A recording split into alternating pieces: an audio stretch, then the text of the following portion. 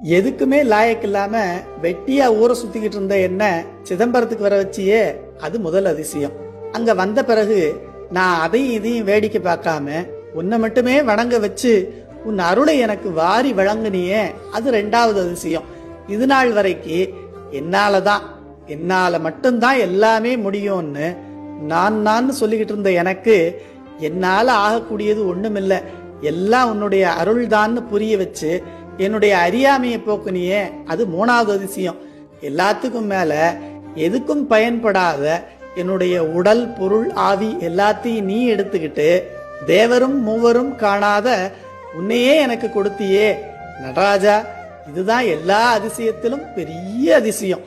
பார்த்தது எத்தன்மை அத்தன்மையை பார்க்க பரிந்தருளை, சேர்த்தது எத்தன்மை அத்தன்மையை நோக்கி திரிமலத்தை, நீத்தது எத்தன்மை என்னோடுடல் போகமும் நின் கையுற, ஏற்றது எத்தன்மை சொல் தில்லையுள்ளாடும் இறைவனே. திருவாவடுதுறை ஆதீனத்து 3வது